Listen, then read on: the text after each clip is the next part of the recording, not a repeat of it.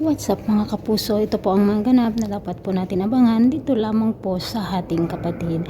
Sinabi na nga ni Melania dito kay Tali na si Belle nga ang tunay na anak nitong si Rosel at talagang nagalit na naman si Tali dito kay Belle at sobrang nainggit na naman siya at sinabi nga niya na hindi siya papayag na maagaw ni Belle si Rosel dahil nga mahal na mahal niya itong kanyang nagis na kagisnan na ina mga kapuso, lalo pat patuloy naman na sinusulsulan ni tinatakot ni Melania itong si Tali.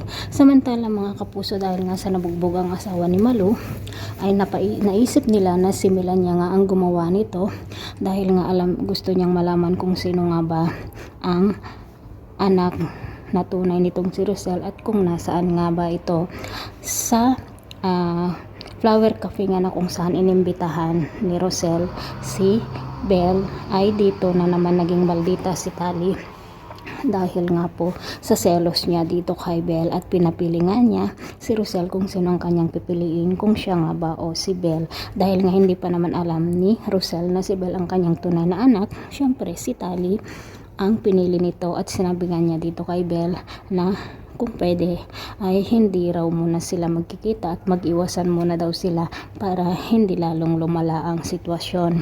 Naikwento nga ni Belle dito kay Malu ang nangyari at nasabi nga niya na si Tali pa ang gumawa nito sa kanya at bakit nga ba ayaw niyang may mang-agaw daw dito kay Rosel at bakit daw si Belle pa ang nang-aagaw. Sana naman kasi Malu sabihin mo na dito kay Belle ang katotohanan nang sa ganon nga ay matigil na ang kahibangan nitong si Tali at Melania mga kapuso. Ito na ngayon ang alas ng dalawa at talaga namang pong napakasama nila. Mag-ina nga talaga sila. Mga kapuso, siguradong malaking gulo ang mangyayari kapag nalaman nga ng lahat na si Belle nga ang tunay na kambal nitong si Tyrone, lalo itong si Bia.